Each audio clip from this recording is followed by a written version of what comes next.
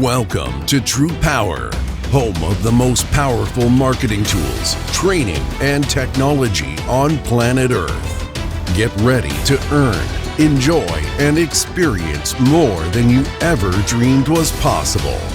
If you're tired of just getting by and ready to really thrive, then buckle in and listen up.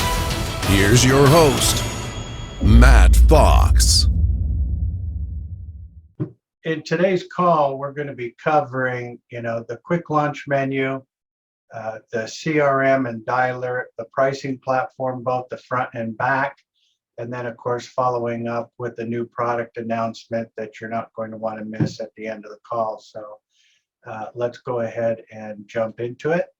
And so for those of you that don't know, the quick launch menu, which gives you access to pretty much everything that you need except your email client with Thunderbird, can be accessed from this panel. So it is at agent.trupowur.com. And if you right click on the tab, you can pin that so that every time you open your Chrome browser, it is there for you waiting. So obviously, if most of you use the link in the email that directed you to this page to launch the Zoom meeting that we're on right now, the black button in the bottom right-hand corner, you have access to the utility audit resources, which has a lot of discovery information there for you to review, a link to the corporate website, a link to past Zoom training. So if you want to go back and review older trainings that cover different topics, that's available for you there. If you're having some connectivity issues with any of your devices or communicating, go ahead and check your speed of your internet, which is available right here on this button. And then, of course, Texas primarily uses ESID numbers as opposed to a lot of other states that may have a customer number or an account number on the electric bill. Some Texas bills may or may not have the ESID on them. If not, you can simply use this tool. It will pull up a page where you can put in the zip code and the customer's address, and it will provide the ESID number for you, which is really allocated to that particular meter. If the customer happens to send you pictures of the bill rather than in a PDF format, you have some PDF tools that you can convert that image into a PDF so that you can upload it to the system. Down here at the bottom on button number 7, this is our customer appreciation tools, which you have access, and please definitely use those. They're paid for, so take advantage of it. And so there are a plethora of different available customer appreciation things that you can use in your marketing or just to say thank you for doing business. So up here on the left-hand side, you have a drop-down. So you can select from a whole list of things that are available. So if you wanted to give somebody, say, $500 in restaurant cash, all you need to do is pull up that page, put in their email address, and they'll receive it. So that's going to be pretty handy for you in your marketing efforts. On occasion, you're going to want to request from support additional customer leads in specific areas. So this is the button you would use, the orange, number 6. And a little bit later, we'll show this. Excuse me. If you have a customer that does not know what they're currently paying for their electric, you can use this tool. And you can see up here that we have residential and we have commercial. And all you need to do is scroll down, find the state that pertains to that customer, and then you can see what the average price is that customers are paying nationwide. So if they don't know, take a look at that. That'll get you really close, if not on the money. Obviously, here we have the front of the pricing platform. We have the button number 3, which is the back office, the backside of the pricing platform, where we do all of the commercial contracts. All of the residential deals are done through the public-facing side of the website, and so we'll be covering that in a moment. If you're going to be submitting utility bills to the auditors, this is the link that you'll use for that. And then, of course, we have the CRM and dialer, which is what we're going to go into next. So let's go ahead and open up our dialer. I've already logged in. If you haven't, you'll get a login screen. Once you log in, then this is the default page that it will land on. And so I'm going to cover a few things just so you know where they're located. Starting over here under videos, there are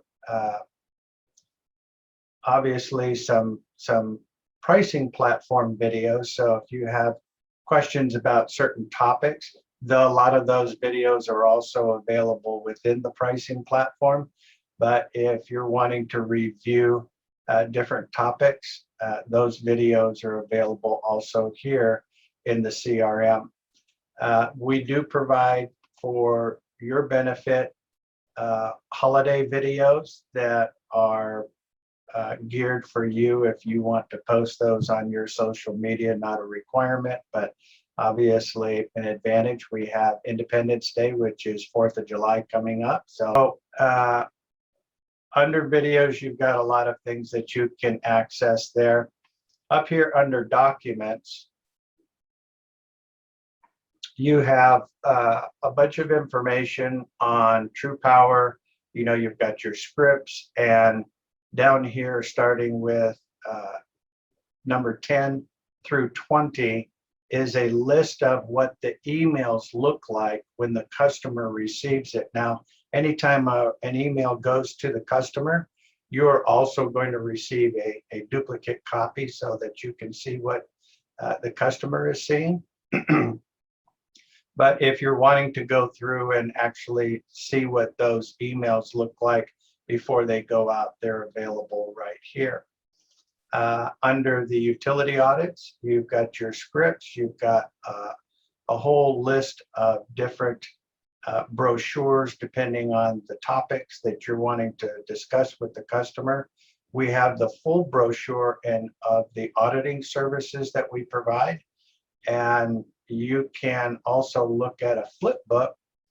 So if you go to 2021.trupower.net, it will take you to a page that has the entire flip book on it. So as soon as that loads, you can look at or provide to the customer this link so that you can let them look through our complete list of auditing services, how that's done, all of the different areas that we audit and that are available for them. So when you have time, take a moment and go through that, make yourself aware of all of the different auditing cost centers that are available.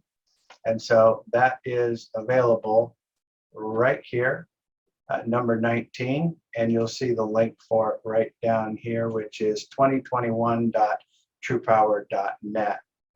Under the solar program, you've got a list of important information there that's available for you, and then some training and helpful hints. So that is all under documents.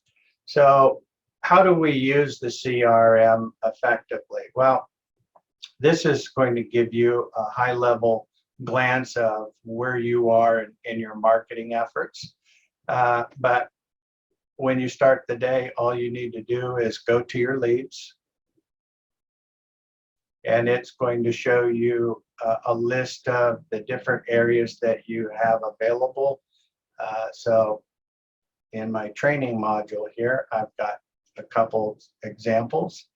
And so when you click on the the first customer in the list, it's going to pull up that customer's information. So you're going to have their company name, address, phone number. You may have the email address, website, their utility expenses, a website.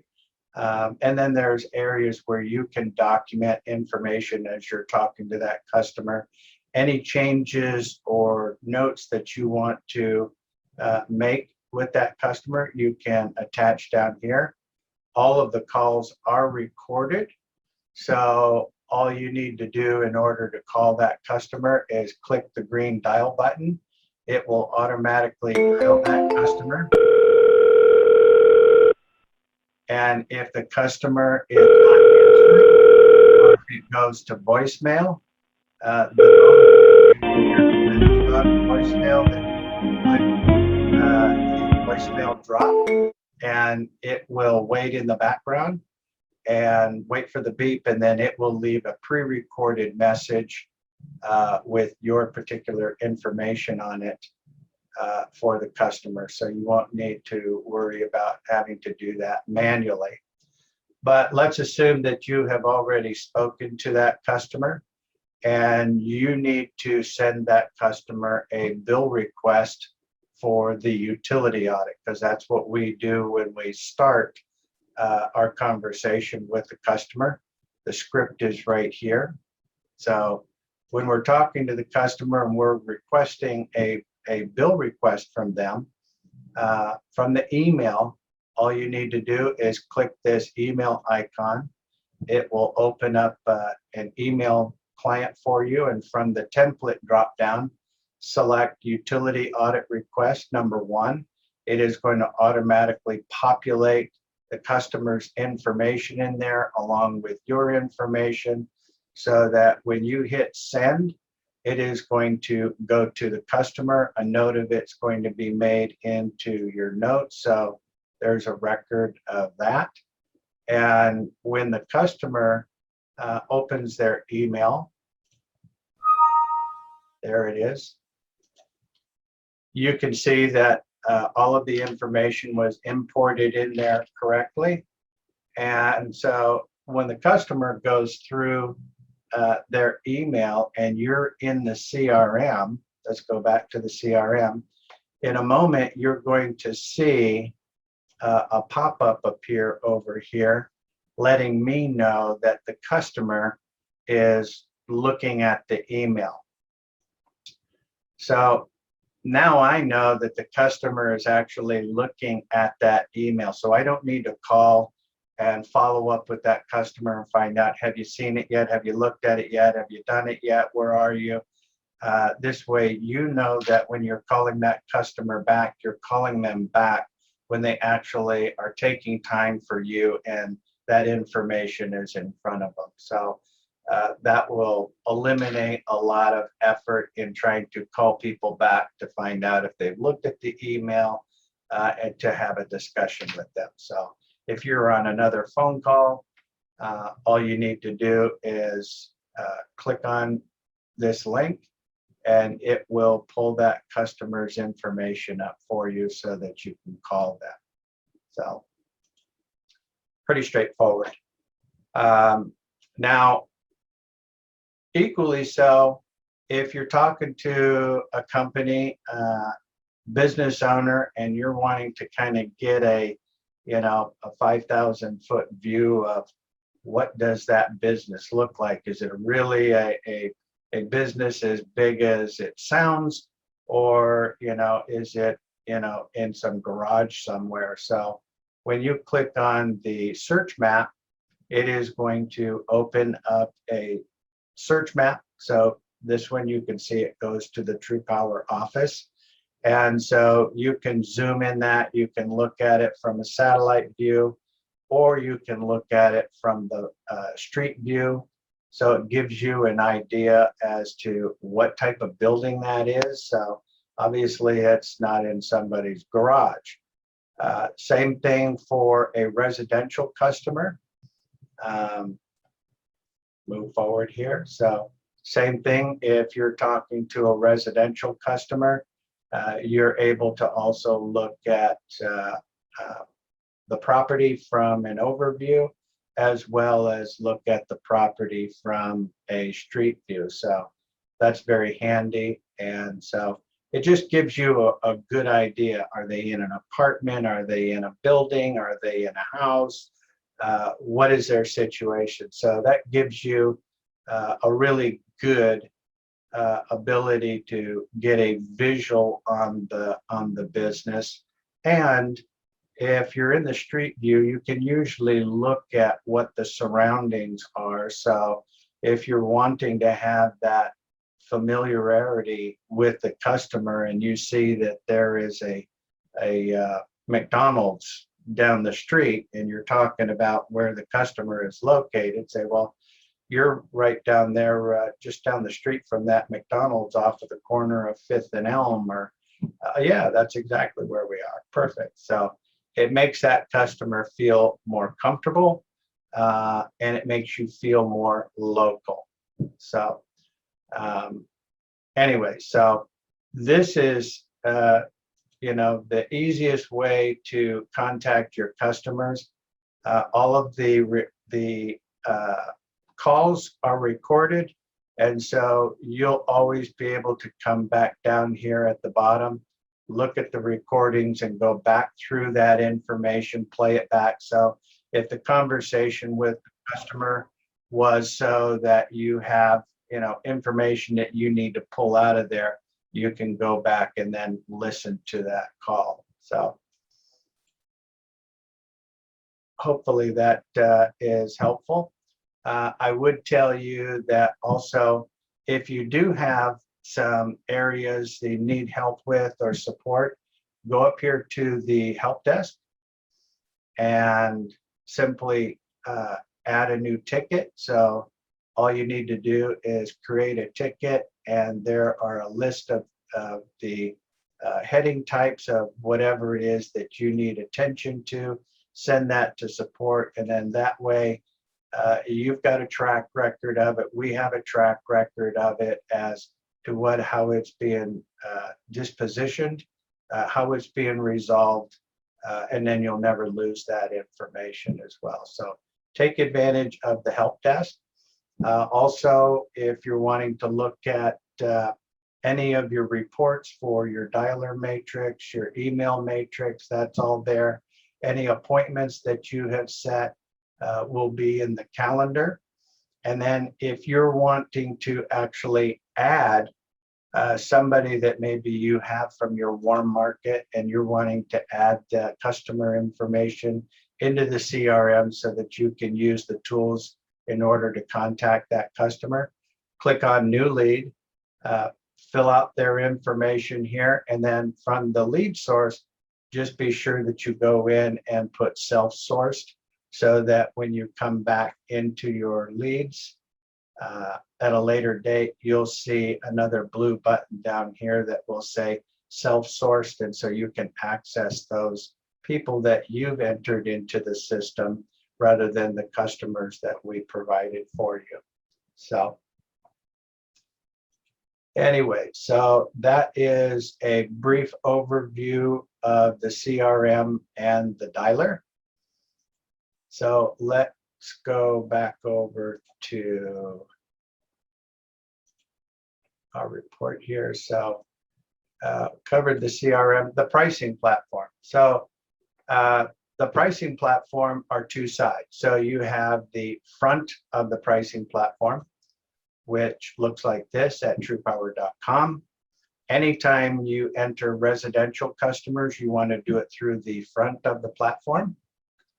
Before you do that, be sure to enter in your extension or sales code. So if your extension or sales code was 777, put that in there. You'll see that it has been activated. Once you put it in there, it should remember it, but just remember, if you don't see this green bar at the top, then it's not there. That makes sure that any deal that you put in through the front of the platform actually ends up in your back office in your pipeline. So, and putting in a customer for residential is pretty straightforward. Put in the zip code, the system will recognize the utility company, click on get rates. That is going to quickly pull up all of the suppliers that are available in that area and the rates. Now you'll notice that you see the supplier, you see the rate, you see the term, but you don't see any savings. And that's because we don't have any rate here. So if we were to just take and put in, well, I think right now the national average for Texas is 11 cents. So if I hit requote, that is now going to activate the savings column. So we can see that the best rate available saves that customer $83. So that is going to be with Spark Energy at 5.9. That is for a 12-month term. You can see the term here. Now on the front of the platform, you'll notice that savings is always calculated on a monthly basis. In the back office, it's going to be calculated contractually. So if it's a 5-year contract, it's going to show the savings for the full 5 years, not on a monthly basis. The front of the platform is on a monthly basis. The back office is on a contractual basis. But if this were a contract that I were wanting to do with a customer, all you need to do is click sign up. You're going to fill out their name, the street address as to where the service is being provided. You're also going to put in their home phone, and their mobile. If they don't have a landline, then just put the mobile number in both the phone, home phone, and the mobile. And then be sure to enter their email address and then select whether this is a house or an apartment. And once you click next, I'm not going to fill any data in there, but down here on the left-hand corner, once you click next, it is actually going to pull up a verification page where you will see the address that you put in and what the system is suggesting that address is. And it may be as simple as if I put in 123 Main Street and I spelled street out, and then the suggested is going to be abbreviated street, or it may have the +4 on the zip code. As long as the address is the same, I am going to go ahead and accept the system suggested address, and then go ahead and then hit submit. And for us on our side, that's really all that it takes in order to complete a residential deal. Now, once you submit that, depending on the customer and that address, it may ask you for that customer's birth date and social security. If that customer has been habitual with switching accounts rather than paying their bills. And so make sure that you don't let the customer go until you've actually completely submitted all of the information correctly. But once you've done that, it is going to simply send a link in their email. All they need to do is click that link to verify the order. That is going to, the system is actually going to look at your IP address when you're entering all of this information into the system and recognizing that your IP address does not belong to this street address that you put in there.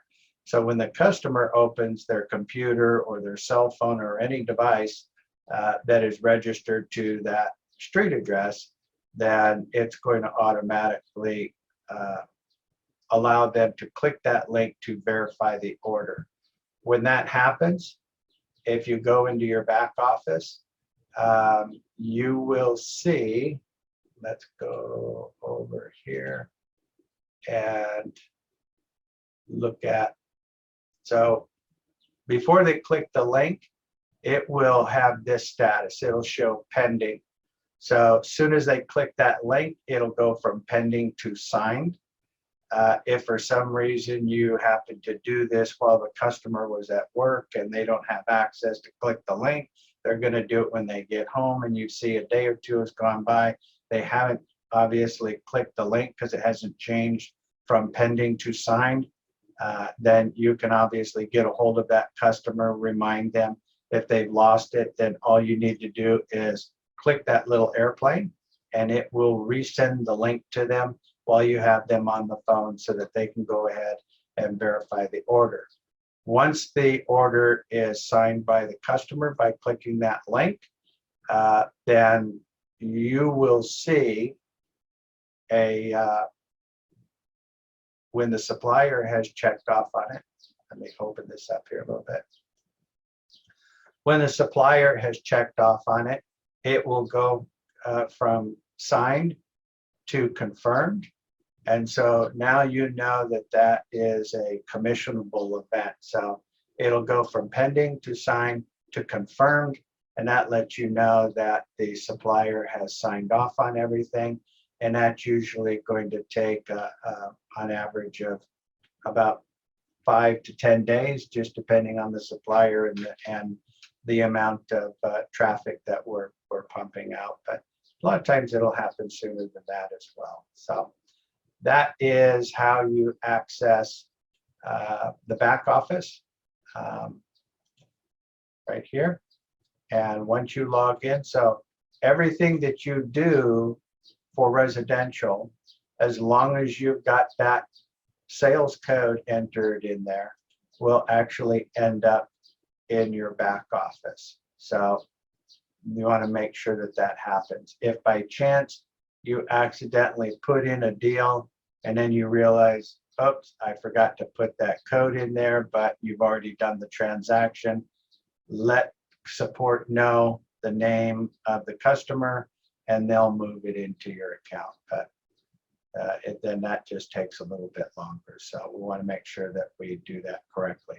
Also, when you're putting customers in, don't repeat putting customers in. In other words, once you look at this and you're talking to the customer and you've pulled up the rates, don't go through the entire process at 5.9 and then go, or 7.2, and then go back and then talk to the customer and then do it again. So because you're going to end up with multiple orders within the platform, and the suppliers are going to kick them both back because you can't have two deals on one account.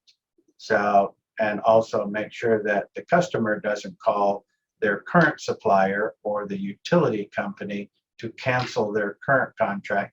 We handle all of that. So it's done automatically. You can only have one supplier on one meter. So they don't need to do it. If they do it, they may end up with no electricity. So make sure that they do not do that, and don't put in multiple deals on the same customer, because that's more than likely going to get both of them kicked because they won't know which one is actually real.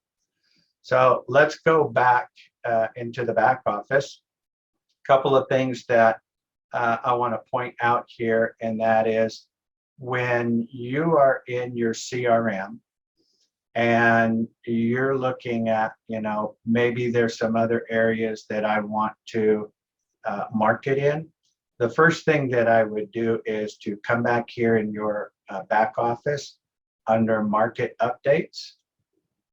And on a daily basis, the system uses our analytics and does the analytics on all of the markets nationwide and creates a report that lets you know where the market is below market and where you're going to find the best value. So if we take a look at yesterday's report, you can see that if we're looking at commercial matrix rates that are lower than the utility rate, we can see that, Connecticut, Delaware, Illinois, Massachusetts. And so if I'm looking to maneuver where I'm going to call somebody next and you're requesting customers for a specific area, make sure that you check this so that you're getting customers into your database that are going to be relevant to where we can provide the most value, because obviously the greater the value, the easier it is to sell. If you can save somebody $10,000 in Texas today, but save somebody $100,000 in Connecticut, I think I'd rather go with the one in Connecticut.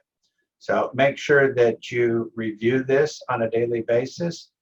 Your commercial matrix rates that are lower than the utility are going to be listed at the top. And then, of course, the commercial natural gas, residential matrix rates that are below the utility and natural gas. And from time to time, you will also see an additional section below here where we have had auctions that are significantly competitive.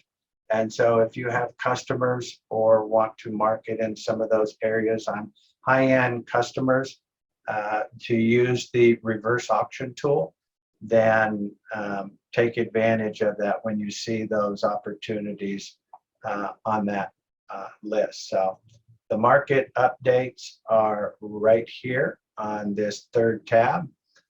If you do have tasks or notifications in your platform, they'll appear here and you can attend to that information. You also have the ability to add a new customer, just like we did in the front of the platform for the residential customer, where you would add a new customer. So if you have received the utility bill from a customer for the utility audit, then the first thing I want to do is, obviously, I'm going to upload it to the auditors so they can get to work. But as soon as that's done, I want to jump into my back office and start transposing the information off of the bill into the platform and create a report that goes out to the customer and find out if I can provide that customer additional savings based on their current criteria. So, and the way you're going to do that is to click on Add New Customer. And just like the residential process, this one is pretty straightforward. So you're going to start by putting in their zip code. And so that is going to pull up the utility. We can see that's Encore. The effective date, I'm going to be sending this out right away. So I'm going to leave the default effective date there. And by looking at the bill, if you see that they use 750,000 kWh annually, this is always annually, not monthly. So if you have a customer that uses 40,000 kWh per month on average, that's probably about 850,000 kWh annually. So once you know how much kWh that customer uses, then we're just going to click continue. It's just going to remind you that Encore is what's showing for in the drop down as the utility. So we can confirm that. And then, is this customer a current customer? That means, are they a current customer in the platform? So if we say no, and then we can simply fill out the information, putting in the business name, the decision maker's first and last name, their job title, the service address to where that electric is being serviced. If the bill, if you see on there that you've got a service address and then you have a billing address that's different, all you need to do is click this button. It'll provide a place for you to put the billing information. And then, of course, pertinent information as to their mobile number, email, phone number, fax number, anything that you need to complete in there, and then hit next. When you hit next, it is going to go to a page that will allow you to actually put in the meter numbers and add a copy of the utility bill, which needs to be in a PDF format. Once you've added that, it'll go to a page where you'll review, make sure all the information is correct before you hit submit. Now, nothing will happen because we're just adding the customer into the platform.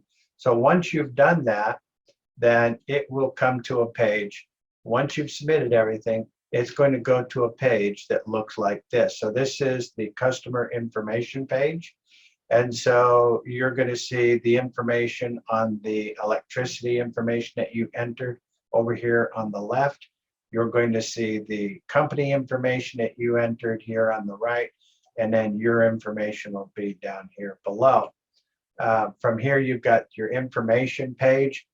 You'll be able to check the commission status as that deal progresses, the status of what's going on with that customer, and then, of course, notes and attachments. So when you look at when you upload the bills or any of the documents that may be required, they will all show up back there under attachments. But what can we do after we've added that customer's information into the platform? Well, the first thing we can do is view today's rates. And so if we click on view today's rates, that is going to open this page. And so you can see it's already imported the customer zip code, the effective date, and the amount of the kWh that the customer uses. And then from here, you have the ability to change the mills, which is going to provide you with your margin as to how much you are going to earn. Now, if you have not put the customer's pricing in there, you want to make sure that you've added how much the customer is currently paying, so that the system will be able to quickly analyze all of the contracts or all of the suppliers and then provide you commission information as well. Now, notice up here that the effective date, best rate, there's a red asterisk. So that tells me that there is possibly a date where the rates might be better. So if I open this, I can see that I'm already selected for July, and I can see that the best rate is at 5.517, but I see that in August, actually in August, it's a little bit better at 5.461, or even in September, it's at 5.403. So if I select September, even though that contract won't start until September, we can still get paid before then, so that we're not waiting around. Now, with residential, you don't have the ability to write a future contract like you do with commercial. Actually, with commercial, you can write a contract with a customer as far as 2 years out. So that's a huge, huge advantage. But once we have checked and made sure that everything is correct, once you come down here, you're always going to see the best overall plans, which is typically going to show you, a 12, 24, and 60 month. This one shows 54 months as the best rate at 5.4. And the reason that it does that is because we selected the best date rate from up here with that red asterisk. So this is actually going to be the best deal for that customer.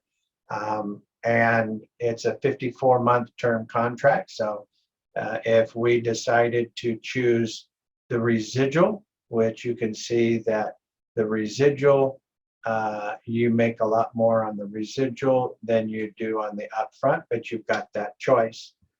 We can see that by putting this customer in at 5.4, we're going to save that customer $144,000. That's pretty good, I would say. So I don't think the customer would be too upset with you if you're going to save them that much money. So if we were going to take advantage of that particular contract, all we need to do is click sign up, and it's going to pull the contract for this supplier for that state. It's going to fill it out for you, send it to the customer for an electronic signature, much like a DocuSign.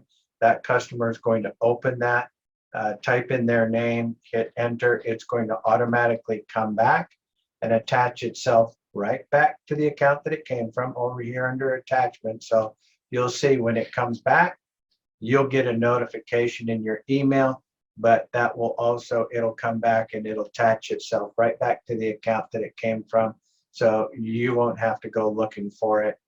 And it will email you a notification that customer has signed a contract and you now have a commissionable event. And you still have the utility audit underway. So we'll go back over that in just a moment. But so if we're talking to the customer and we want to select any of these rates, we can certainly do that. And you can filter all of the contracts and terms that you have available by using these different filter drop downs. You can also sort how this is being viewed. So if you, right now by default, it is going to be sorted by price, but maybe we wanted to sort it by commission, or if we wanted it sorted by savings, or say long-term or short-term. So if we were looking for a short-term contract for whatever reason, maybe we needed a short-term contract to get the customer from point A to point B when we know that the rates are going to be a lot better because we've looked at the analytics, then we might want to take advantage of that. We'll cover the analytics in just a moment. So there are opportunities where you might want to take advantage of a short-term contract just so that you can, if the customer's contract is expiring today and you need to do something, and you know that the rates today are not as favorable as they're going to be in 6 months, put them in a 6-month contract, get them to that point so that at least we can cover them now, get them into the system, you'll make some money. But then when the rates are lower in 6 months, then we can do a long-term 60-month. You could even do a 10-year contract and get paid on that customer, with residual income for the next, 5-10 years. So that's pretty significant, especially if you're looking at, these kinds of numbers. So that's pretty exciting. So you can save that customer $157,000 and make 13 grand for doing it. That's not too bad. So anyways, so that's if you're going to move on a contract immediately. But if we have gotten the utility bill under the premise of doing a utility audit, well, unbeknownst to the customer, what do we want to do? We want to transpose that information into the platform and then create a comprehensive report as to what available savings is available by creating and generating a proposal. So the first thing we're going to do is go over here and generate a proposal. Now you've got the ability to email a link to the customer, or you can email a list of the plans to the customer. But if you're going to generate a proposal, then you're going to want to click over here and select the type of contracts that you want to deal with, which is going to be fixed all in. Please don't do an index deal. That got more people in trouble than it's worth. And so from here, we can select, the different terms of contracts that we want. So I know that we want that one for 54 months, let's say 60, 58, and hit next. And so those are the suppliers with those terms. And so if I want, let's see here, I want 3 different suppliers. So we can see AP is here 3 times, so we don't want that. So I am going to select Hudson. I am going to take the lowest one here for, let's take AP for 60 months, and then we'll take NG for 54 months. And then hit next. The system is going to allow you to either add a chart to the proposal. So if you want to include a chart, then just click that, and you can put 1 year, you can put up to 5 years worth of charting. Personally, I think right now, just because there is a spike from February when we had that cold snap, it kind of makes the graph squanch down here for the next couple of months. And I'm going to go ahead and include that so that you can see it. And then so once that kind of gets off of the chart a little bit, the charts will look a little bit better. So I'm going to include it for this demonstration, but probably for the next couple of months, I probably wouldn't even bother adding the charts to it. But we're going to do it just for the exercise so you can see what that looks like. And then we're going to generate the proposal. And so that is going to take and pull all of the information in and create a PDF document that will automatically download. It's going to take a couple of minutes as it's going through that information. And so while it's doing that, let's jump over here and take a quick look at the analytics. And so well, the proposal is done. So over here on the right-hand side, you'll see this hamburger button which says menu. And if you go to Market Data Analytics, it is going to allow you to select whether you want to look at analytics for both electricity or natural gas. Select the state that you're interested in looking at the analytics in, and then of course the utility that you're wanting to look at. Now by default, it is going to automatically go back and look at 2 years worth of historicals, and it's going to forecast moving forward for 1 year. So let's go ahead and look at the statistics and pull that up into the system so that you can kind of get an idea of what it is that we were talking about and looking at a short-term contract. So you can see that here we are in June 26, right here.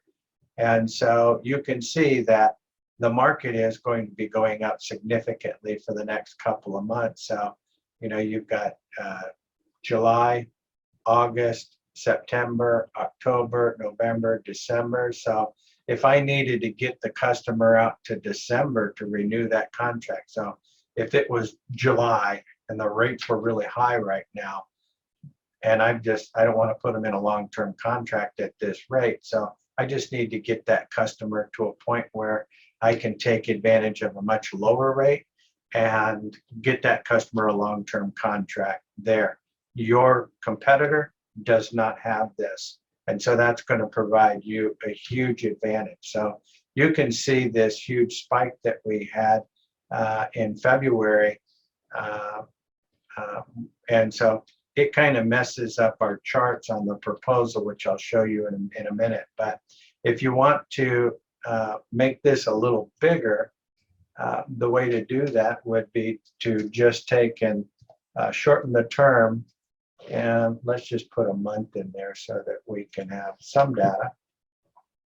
And so by taking out most of the historicals so that we don't have that big spike that happened in February, you can see where we are right now. And so you can see that if we needed to get that customer out to a future date to take advantage of it, that would be huge. So using the analytics is very valuable. And you can access that by going to the menu and clicking on the Market Data Analytics in order to do that. And that's available in your back office. So we have got the proposal. And so on here, you can see that it's going to put your name in here, your company name, the customer's company and information in there, what their usage is, what they're currently paying, and then kind of break this down so that you're going to see a quote comparison, a bid summary, and a 12-month budget analysis. And so when you come down here at the top of the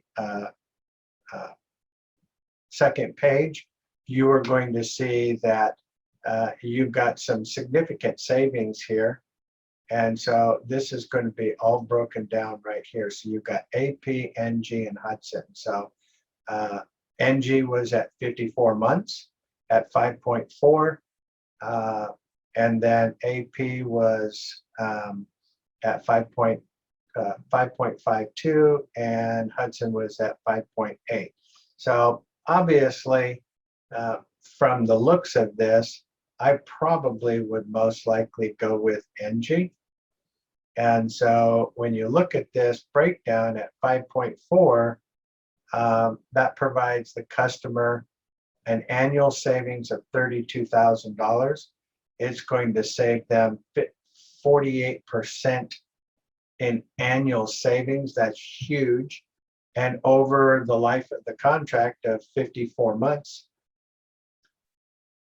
it's going to save that customer $144,000. So even though the savings on this one looks a lot better, the actual savings is only 47% versus 48%. So I'm sure that the customer is going to want to go with that.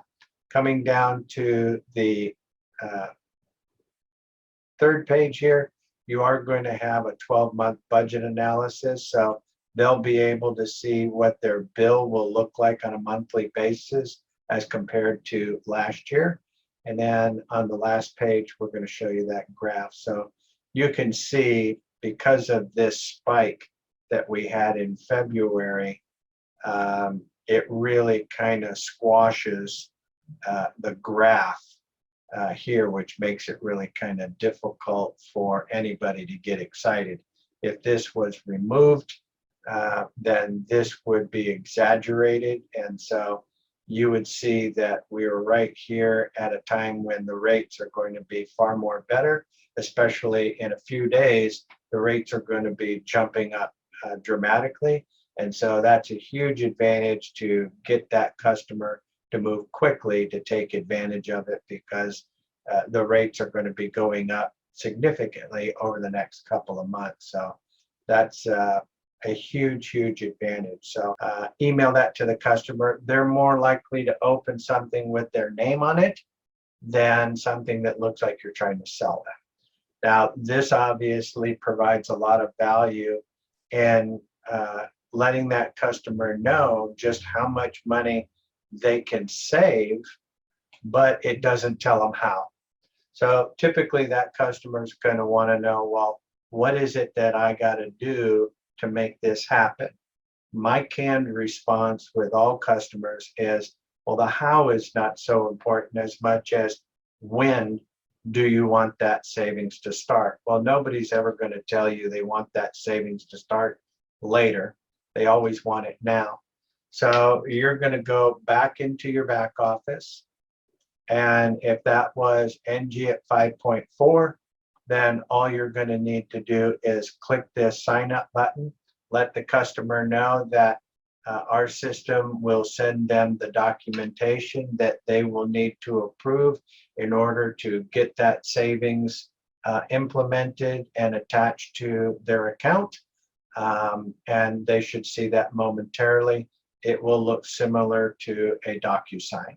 And so they'll get an email notification. You will see a copy of that, and that will go to you as well. So anything that goes to the customer is going to go to you as well. So that is how you put the proposal together.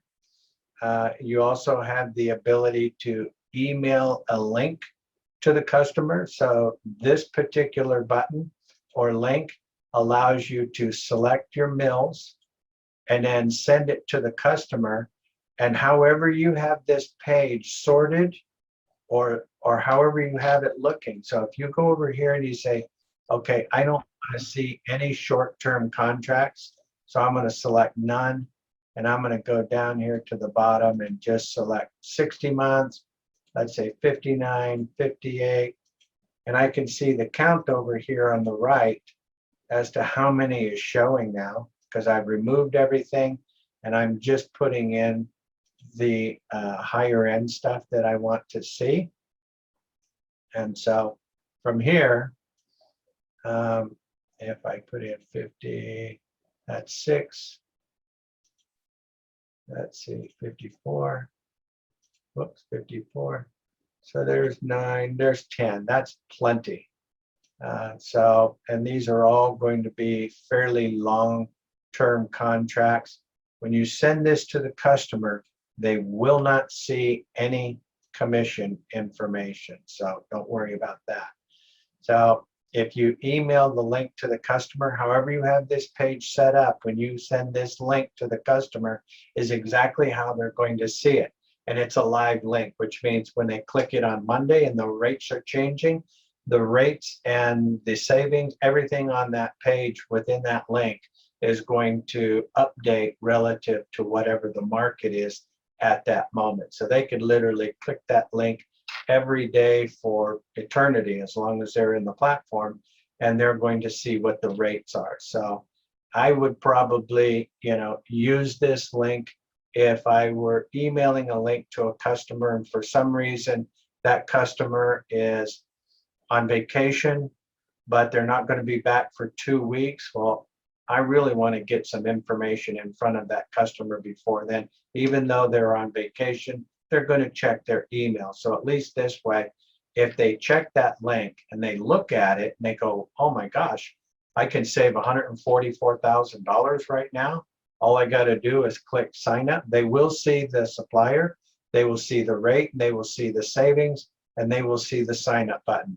They can click that button themselves, and since their information is already in the platform, then they will be immediately emailed a contract for signing, and that is done by sending that link. If you email the plan to a customer, it again is going to look like however you have this set up, but it's just going to take a snapshot of what that customer is going to see. In other words, it's not going to be a live link. So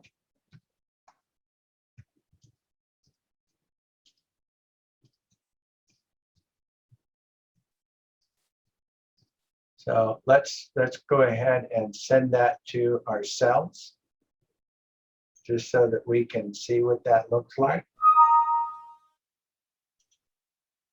So there it is. So if I go into the email,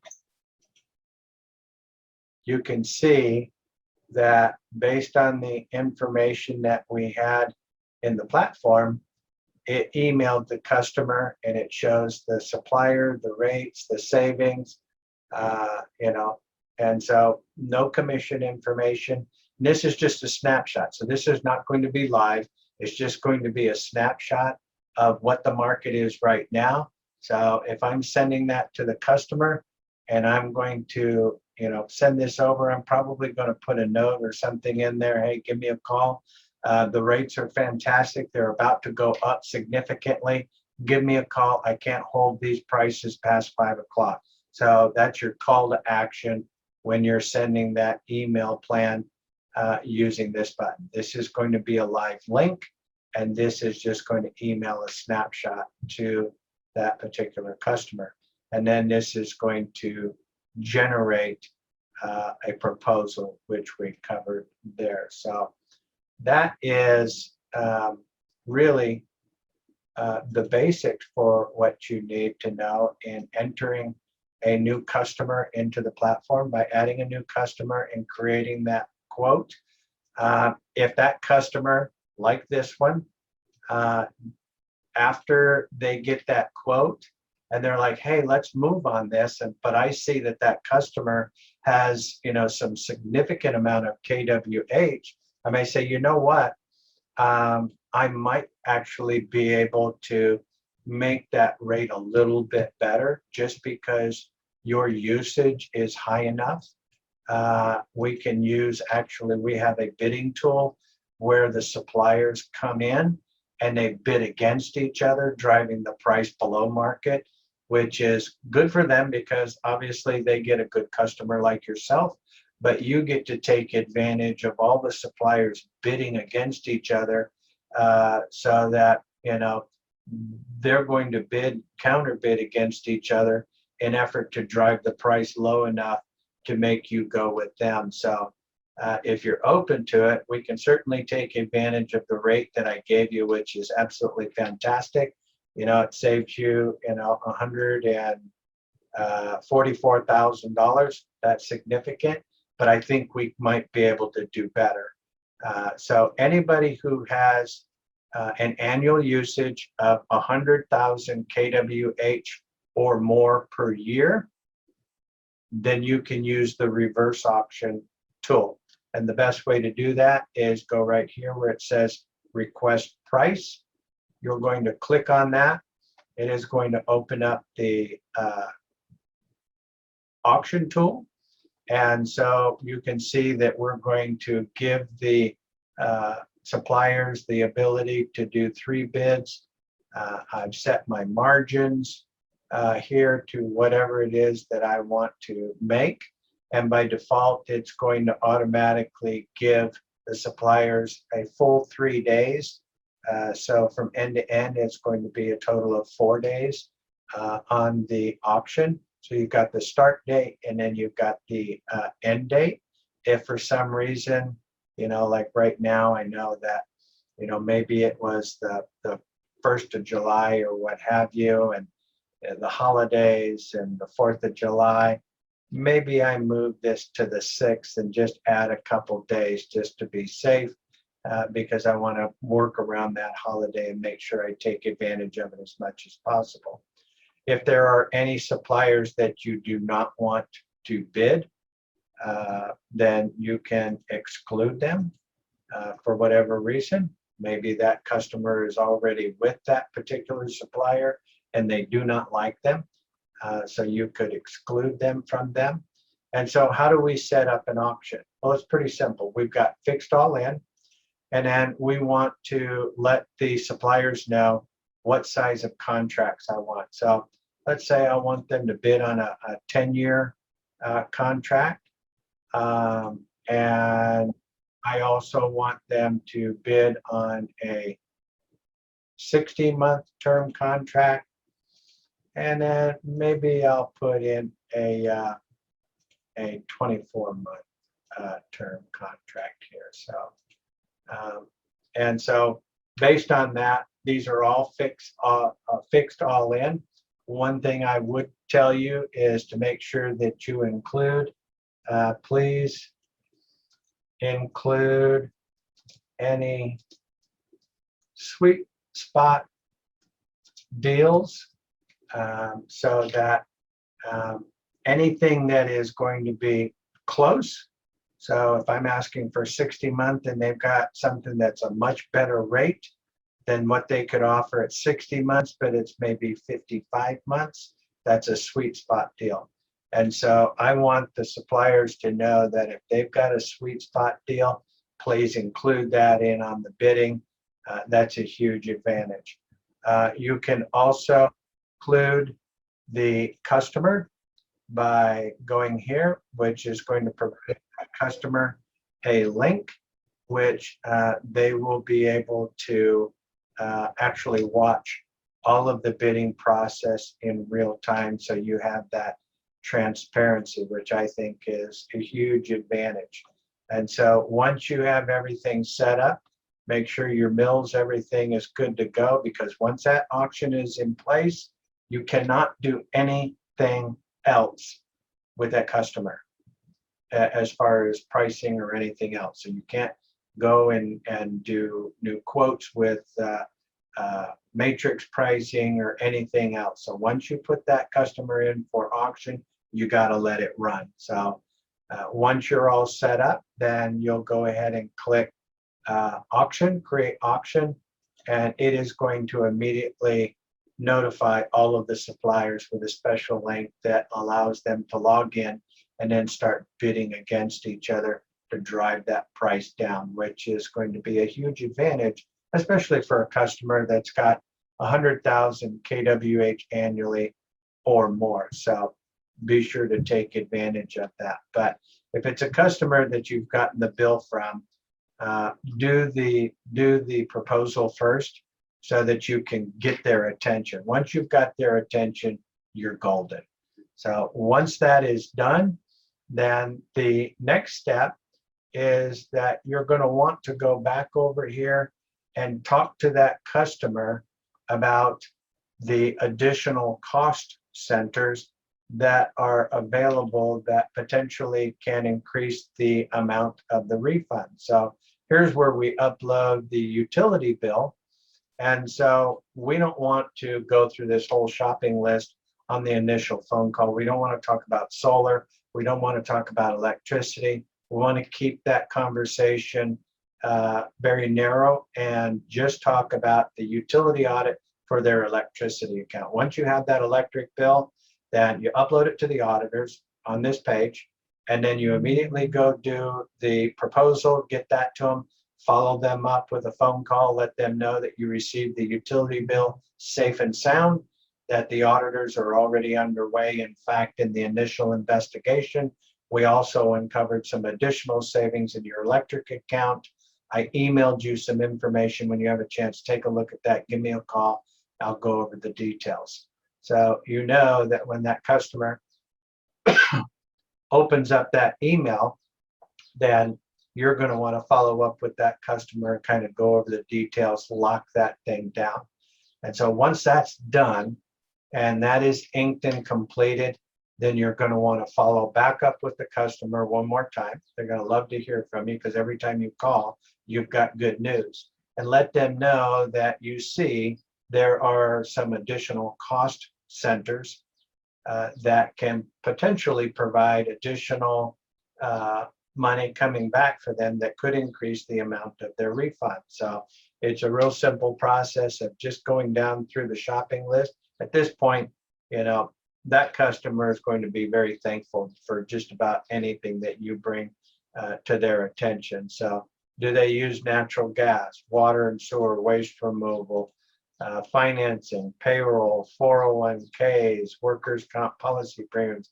Any or all of those additional cost centers have the potential to increase the amount of the refund on the utility audit. So take advantage of that. And then, of course, if that customer happens to be in one of these states down here, and once the audit and everything else is done, and they happen to be in one of these states that's at the bottom of your quick launch menu, then potentially those would be a good customer to also provide the free solar program and get them for their business and or their home. And just so that you know, if we took a look at this customer, let's just go back here real quick. And so we were looking at 5.4 for this particular customer. But let's take this at zip code and go back over here to the front of the platform. And so if we were quoting his home in the same area, what would the rates be? Well, a short-term contract would be 5.9, but you can see that this is like a Sure Saver 12, and so that's not a fixed all-in. That is one that's going to have some adjustment in it. So if they're using 1,000 kWh per month, it's going to be at 5.9. If it's lower than that, then the rate's going to be a little higher. If it's higher than that, then it's obviously going to be a little higher. So there's a window in there. But so if this customer was looking at something that was going to provide a fixed all-in type deal at 10.8 for a 36-month contract, you can tell that residential rates are significantly higher than what they are for commercial. And so when you look at that, let me come down here. You'll be able to see, my screen's stuck.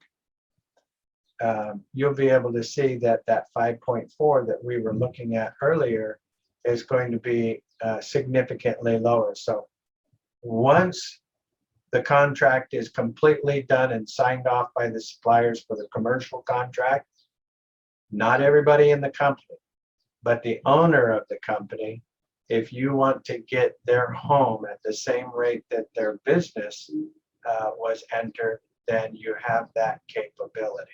So that would be a huge amount of savings for that particular customer to get their home at the same rate as their business. Let me stress again, that is the business owner. It's not everybody at the company. So it doesn't go to the employees or what have you, just that one. So, but that is a huge advantage. So once we've finished all that, then that's where I would go next. How about your home? How about your home natural gas? How about your home solar? So you literally can have 1 to 7 different revenue streams from the same customer. So anyways, let's take a peek here at our agenda here and see where we are. So we've covered the pricing platform front and back and some of our processes. So let's go over the big announcement.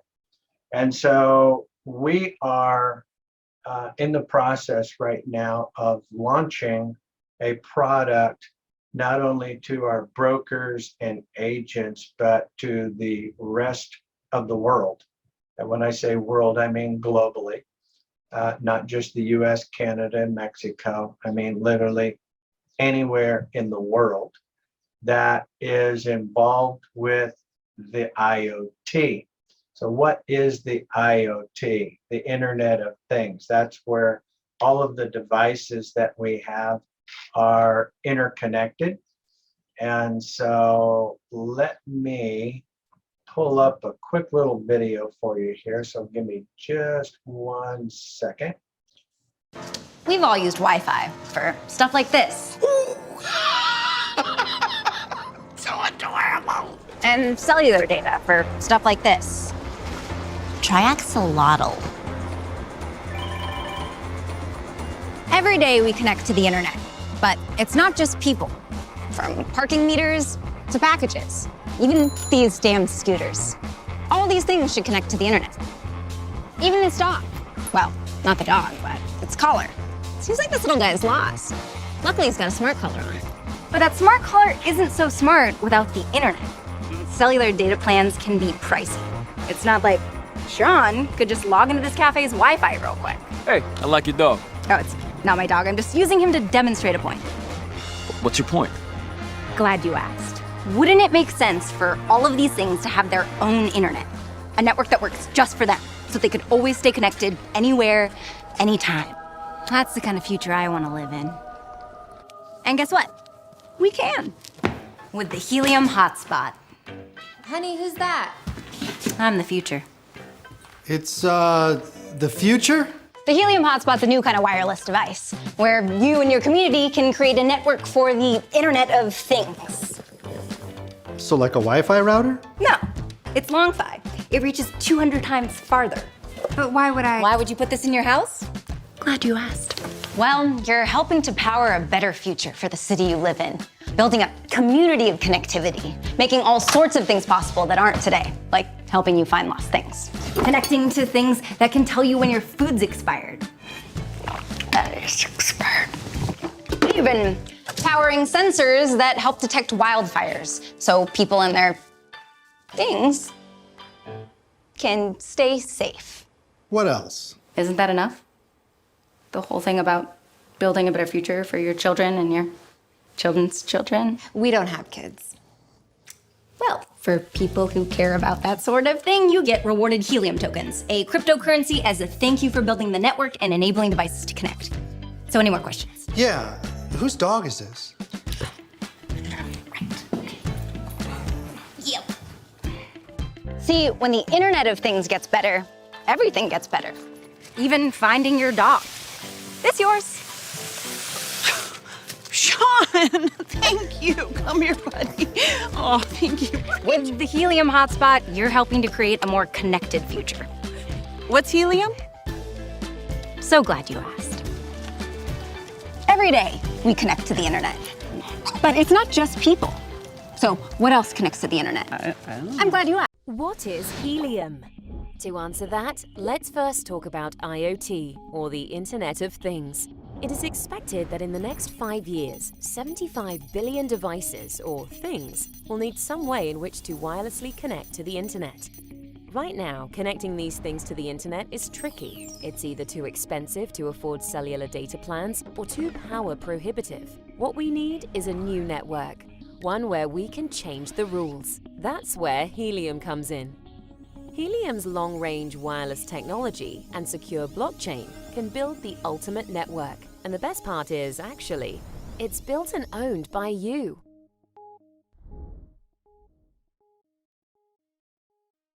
How do I build a network? Building the People's Network is easy. Simply get a Helium hotspot or build your own using open-source software and off-the-shelf hardware. Hotspots supply a low-bandwidth internet connection over miles of range to thousands of devices using a wireless technology called Long-Fi.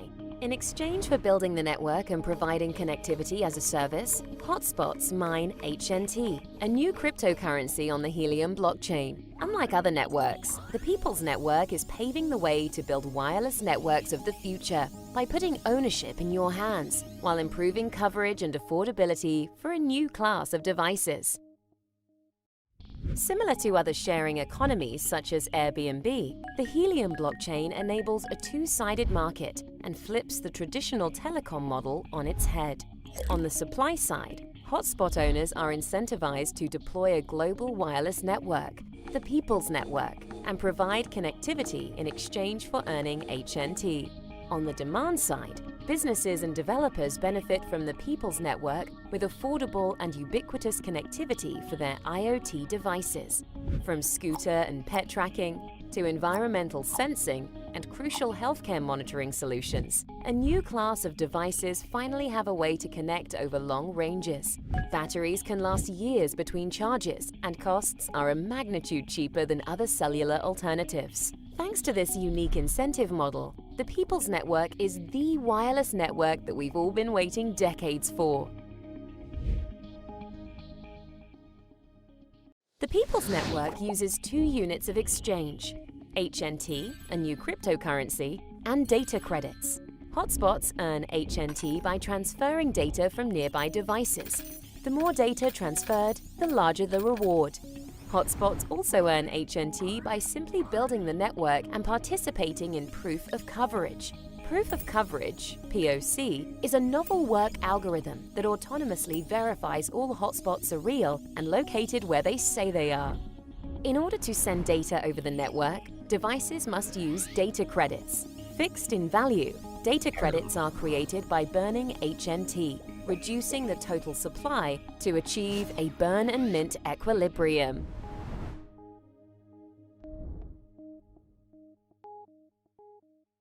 All HNT is minted through mining on devices called hotspots. Hotspots also create a global wireless network. All HNT was mined from Genesis, starting at a rate of 5 million HNT minted per month, with a max supply of 223 million HNT. On August 1, 2021, the net HNT issuance rate will be reduced to 2.5 million HNT per month and will be halved every 2 years thereafter. The distribution of HNT changes over time to align incentives with the needs of the network. In the early days, a higher proportion of HNT is allocated to hotspot owners for mining and securing coverage. As the network grows, hotspots earn more for transferring IoT device data on the network, while founders and investors earn less. After 20 years, distributions no longer adjust and remain fixed. How are hotspots rewarded when minted HNT has stopped? The answer lies with net emissions, a breakthrough crypto-economic construction that will be the first implementation of its kind to incentivize mining on the network, even after the hard cap on HNT supply has been reached. Circulating HNT is burnt to create data credits. Up to 34.24 HNT is placed into a net emissions pool per epoch, which is then used as miner rewards. Hotspots are rewarded with HNT from both newly minted supply and from the net emissions pool. However, as the issuance of new HNT decreases over time, the net emissions amount will represent a larger share of the reward pool, ensuring that there are always rewards for hotspot hosts. Imagine you're at work and realize that you might not have turned off the air conditioner while leaving your house. Instead of traveling all the way back home, what if you could use your smartphone to know the status of your AC and perhaps even turn it off? Wouldn't that be amazing? Well, yes. And this can be achieved with the help of the Internet of Things. Until recently, access to the internet was limited via devices like the desktop, tablet, or smartphone. But now, with IoT, practically all appliances can be connected to the internet and monitored remotely. IoT is shaping the way we live our lives. It helps us get a better insight into the working of things around us. So, what exactly is the Internet of Things? IoT is a system of interrelated devices connected to the internet to transfer and receive data from one to the other. A smart home is the best example of IoT. Home appliances like the AC, doorbell, thermostats, smoke detectors, water heaters, and security alarms can be interconnected to share data with the user over a mobile application. The user can now get detailed insight into the working of the devices around him. Think about it. Until recently, the internet helped people connect and interact with each other. But now, inanimate objects or things have the ability to sense the surroundings, to interact and collaborate with one another. For example, in the morning when your alarm goes off, the IoT system can open the window blinds, turn on the coffee pot for you, and even turn on the water heater. Although all of this is fascinating, there's a lot that goes on in the background to ensure seamless functioning. From effective communication between devices to accurate processing of the data received, a lot of components are involved. In the context of IoT devices, hardware can be classified into general devices and sensing devices. The general devices are the main components of the data hub and information exchange. They are connected either by wired or wireless interfaces. Home appliances are a classic example of such devices. The sensing devices, on the other hand, include sensors and actuators. They measure the temperature, humidity, light intensity, and other parameters. These IoT devices are connected to the network with the help of gateways.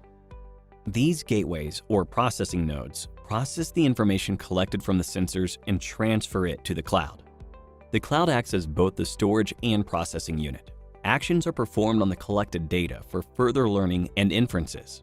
Wired and wireless interfaces like Wi-Fi, Bluetooth, Zigbee, GSMs, and so on are used to provide connectivity. To ensure its ubiquity, applications need to support a diverse set of devices and communication protocols, from tiny sensors capable of sensing and reporting the desired factor to powerful back-end servers that are utilized for data analysis and knowledge extraction. To help you understand its working, let's take a simple scenario. Let's suppose you want to water your garden every time the moisture level in the soil drops. Instead of doing it manually, you could automate it using IoT. The sensors and actuators installed gauge the soil for its moisture. This information is sent to the IoT gateway with the help of communication protocols like MQTT or HTTP. The gateway significantly aggregates data and feeds it to the cloud with the help of Wi-Fi LAN. Once the moisture level drops, the system is immediately triggered and the sprinklers are turned on. However, with the information stored in the cloud, a detailed analysis like the time of the day the sprinkler was turned on, the rate at which the moisture in the soil reduces, and so on, can be done, and the report could be sent over to you on your smartphone over an app. With the improved response, monitoring, and analytical capabilities, IoT is being adopted in almost all industries and domains, opening doors to endless applications. Today, IoT is being used extensively to lessen the burden on humans. To name a few, IoT is deployed for smart homes, wearables, watches and bracelets, smart cars, smart farming, smart retail, smart grids, smart city, and smart healthcare. With such a wide spectrum of applications, the future of IT looks more promising than ever before. In 2018, there were about 23 billion connected devices, which was more than double the world population. According to experts, there will be over 80 billion devices by 2025. IoT is a vision to connect all devices with the power of the internet, always learning and always growing. That's going to provide a system that is going to benefit businesses and as well as both our agents and brokers. And so these devices are already are in the system. They pay out with a cryptocurrency that is called Helium. Currently, it trades right now between $10 to $15 per Helium unit. And so each one of these boxes actually produces, depending on your connectivity and your location, on average of 50 to 100 helium per month. Put that in US currency, that's about $500 to $1,000 a month in revenue that you get to keep. And so for those people who are just interested in having something that creates some passive income on a monthly basis, whether they want to use that to offset the cost of their agent or broker license each month, plus have some extra passive income. As you introduce this new technology to other businesses and residential customers, you can also earn up to 25% of all of their revenue as well. So you can imagine if you have, 100 or 1,000 or 10,000 of these devices globally, and they're all earning, $500 to $1,000 based on what the market rate is today, then that's going to be an extremely high number and passive income that comes to you. We'll get more into how to execute that and more into the training of that a little bit later. But for you and I, what's more important is that it's an income earner. And whether, so it doesn't matter whether it's a residence, a big business, a little business, or anything like that. What's important is their placement. And so, there is a range of typically 7 miles that these devices will reach. And so you can imagine if you have, a device and then a bunch of devices within 7 miles, that's going to help that particular neighborhood or that city or what have you. But you literally can put devices all over the globe.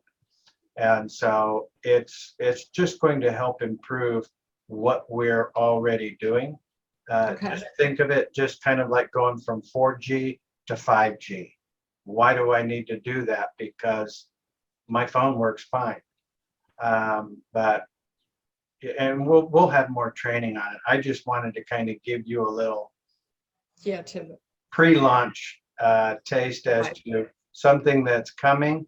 And look, for some people, it is going to be just good because, they're going to make a little extra money on the side, and it will more than cover their costs for their agent license every month or their broker license or, help pay the bills or what have you. So, I think we covered some good stuff today. I appreciate everybody's attention. It was a little lengthy today, almost 2 hours. Wow. All right, guys. Well, hey, I appreciate all of you being here. Fantastic training. Glad you are here. Have a wonderful weekend. 4th of July is right around the corner. God bless, and we will talk soon. Bye-bye.